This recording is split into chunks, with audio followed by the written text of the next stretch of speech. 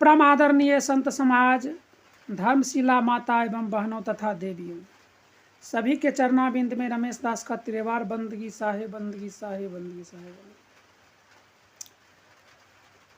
धर्मराज काल निरंजन जो 3 लोक के स्वामी है, राजा है, और उन्हीं के पुत्र ब्रह्मा, विष्णु और महेश त्रिदेव हैं। कहा गया है आदि पुरुष एक वृक्ष है, निरंजन वाक्य डार, त्रिदेवा शाखा भये पात्र रूप संसार। तो धर्मराज निरंजन ने यह जीवात्मा को कैसे अपने जाल में फंसाया, अपने त्याग तपस्या भक्ति के बल पर यह 3 लोक पाया, प्राप्त किया, और 3 लोक में पाप पुण्य का जाल कैसे फैलाया और उसमें जीव को कैसे फंसाया, उसी का चर्चा मैं इस प्रवचन में करूंगा। आप लोग ध्यानपूर्वक सुने और इस चैनल को सब्सक्राइब भी कर दें ताकि आने वाला वीडियो आप लोग को देखने को मिलेगा। तो हमारा विनम्र निवेदन है कि ये चैनल को सब्सक्राइब ज़रूर कर दें। धर्मदास जी सदगुरु कबीर साहब से पूछ रहे हैं, धर्मदास कह सुनहु गुसाई, मोरे चित सेंस अस आई। अष्टांगिनी पुरुष पानी, जही विधि उपजी सो मैं जानी। धर्मदास सदगुरु कबीर साहब से कहते हैं कि हे गोसाई स्वामी, मेरी बात सुनो। मेरे मन में एक ऐसा शंका है, अष्टांगिनी को सतपुरुष ने उत्पन्न किया और जिस प्रकार उत्पन्न किया हुआ मैंने जाना।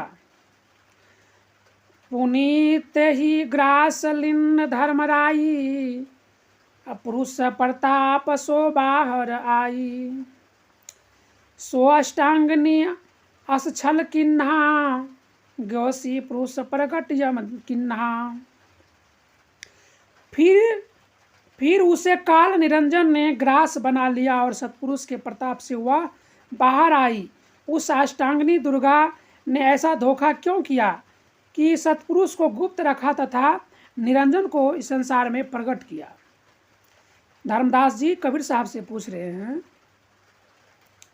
पुरुष भेद नहीं सुनत बताना, काल निरंजन ध्यान करावा। यह कस चरित्र किन अष्टांगिनी, तहाँ पुरुष भय काल की संगनी। उसने सतपुरुष का भेद अपने पुत्र ब्रह्मा विष्णु महेश को भी नहीं बताए और उनके काल निरंजन का ध्यान कराया। यह कैसा चरित्र अष्टांगिनी दुर्गा ने किया कि सतपुरुष को छोड़कर काल निरंजन की साथी हो गए।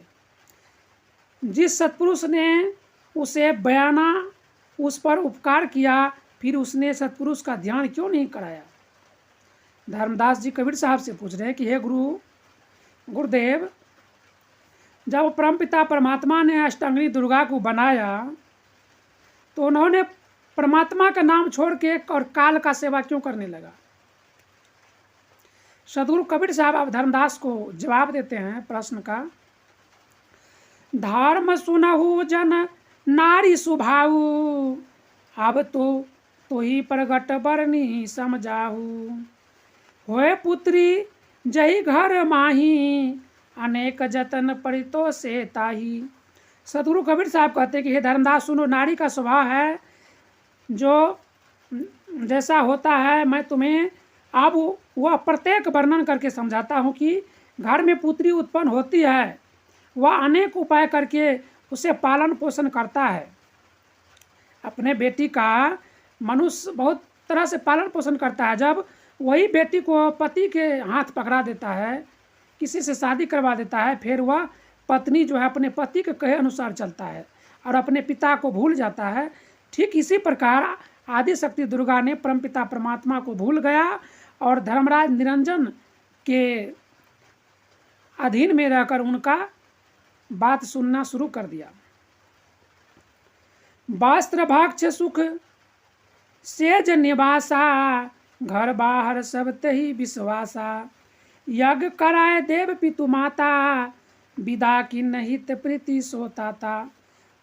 वह उसे पहनने को वस्त्र, खाने को भोजन, सोने को सैया, रहने को घर, ऐसा सब सुख देते हैं पिता अपने बेटी को, और घर बाहर सब जगह उस पर विश्वास करते हैं। उस माता पिता उनके विवाह में यज्ञ कराकर उसे वरदान देते हैं, फिर प्रेम पूर्वक विधि विधान से उसे विदा करते हैं। गई सुता तब स्वामी गेहा, रात सोता सुसंग गुण नेहा। मात पिता सबे विश्वरावा, धर्मदास अब नारी स्वभावा। हे धर्मदास, नारी का यही स्वभाव है। माता पिता के घर में विदा होकर वह अपने स्वामी के घर आ गई तो उसने साथ गुण एवं प्रेम में इतनी मगन हो गई कि फिर उसने अपने माता पिता सबको भुला दिया। धर्मदास, ऐसा नारी का स्वभाव होता है। ताते आद्या भई बिगानी, कालंग है रही भवानी। तात पुरुष प्रगट नहीं लाई, काल रूप विष्णु दिखलाई। इसलिए नारी स्वभाव बस आद्यापराई हो गई, वह काल निरंजन के साथ होकर उसी की हो गई। अत्यम उसने सत्पुरुष को रहस्य को प्रकट नहीं किया और अपने पुत्र ब्रह्मा विष्णु को काल निरंजन का ही रूप दिखाता। यानी आदि शक्ति दुर्गा ने अपना पुत्र को भी काल निरंजन का ही दर्शन करवाया। सत्पुरुष का छिपा करके रखा, सत्पुरुष को गुप्त रखा। हे साहेब यह जानियो भेद, अब आगे का करहूँ छेद। धर्मदास सदगुरु कबीर साहब से कहते हैं कि हे साहेब यह रहस्य मैंने तो जान लिया, अब आगे का रहस्य बताओ कि आगे क्या हुआ। सदगुरु कबीर साहब धर्मदास जी को बताते हैं, पुनि माता कही विष्णु दुलारा, मरियो मान जेठ नी जबारा। अहो विष्णु तुम लेहु आशीषा, सब देवन में तुम ही ईसा। जो इच्छा तुम चित्त में धरी हो, सो सब तोड़ काज न करी हो। सदगुरु कबीर साहब कहते हैं कि माता अष्टांगिनी ने विष्णु को प्यार किया और कहा कि अपने समय में जेठ पुत्र ब्रह्मा ने तो मान मर्यादा खो दी है। प्रिय पुत्र विष्णु तुम मुझसे आशीर्वाद लो, सब देवताओं में तुम ही ईश्वर होंगे। जिसकी इच्छा तुम मन में रखोगे तुम्हारा वह काम मैं पूरा करूँगा। आदि शक्ति दुर्गा ने कहा कि बेटा विष्णु जो तुम मन में सोचोगे मैं तुम्हारा इच्छा को पूरा करूँगा। माया आद्या का विष्णु को सर्वप्रधान बनाना, यानी माता आद्या ने भगवान विष्णु को सबसे प्रधान बनाया। प्रथम पुत्र ब्रह्मा दूरी गयऊ, अकरम झूठ ताही प्रिय भयऊ। देवन श्रेष्ठ तुम ही कही माती, तुम्हारी पूजा सब कोई ठानी। महामाया आद्या माता ने विष्णु से फिर कहा कि मेरा पहला पुत्र ब्रह्मा तो अपने आप से तथा धर्म एवं मान मर्यादा से गिर गया, क्योंकि उसने बेविचार जैसा आक्रमण तथा झूठ प्रिय लगे। सब देवता तुम्ही को श्रेष्ठ मानेंगे और तुम्हारी पूजा सभी करेंगे। भगवान विष्णु को कह रहे माता। सदगुरु कबीर साहब धर्मदास को बता रहे हैं, कृपा बचन अस भाते भाखा, सबसे श्रेष्ठ विष्णु का राखा। माता गई रुद्र के पासा, देख रुद्र अति भय हुलासा। उसके बाद माता ने भगवान शंकर के पास गए। सदगुरु कबीर साहब धर्मदास जी को बताते हैं कि आशीर्वाद फलस्वरूप माता आद्या ने ऐसा वचन बोला कि उसने सबसे श्रेष्ठ विष्णु को रखा। फिर माता रुद्र शंकर के पास गई। अपने पास माता को आया देख शंकर बहुत प्रसन्न खुश हुआ।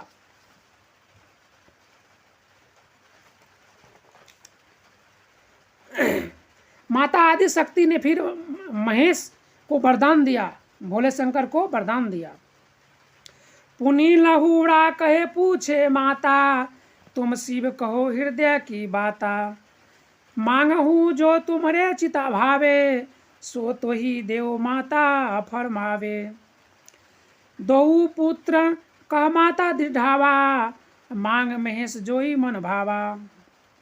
फिर उसने छोटे पुत्र और आद्या माता पूछती है कि हे शिव, तुम मुझे अपने मन की बात कहो, जो तुम्हारे मन को इच्छा लगता है मांगो, वही मैं तुझे दूंगी। मैं तुम्हारी माता प्रसन्न होकर कहती हूँ, दोनों पुत्रों को मैंने उनके कर्मानुसार दृढ़तापूर्वक दे दिया है।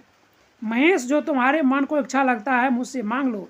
यानी माता से वरदान, माता करिए कि बेटा तुम हमसे वरदान मांग लो जो तुम्हें मन में आता है। फिर भगवान शंकर ने माता से बोल रहे हैं, जही पानी शिव कह में लिन्हा, देहु जननी जो आज्ञा किन्हा, कबहू न बिन से मेरी देही, हे माता मांगो बर यही। हे जननी यह कीजिए दाया, कबहू न बिन से मेरा काया। भगवान शंकर ने माता से कहा है कि माता मुझे ऐसा वरदान दो कि मेरा यह शरीर कभी नष्ट ना हो।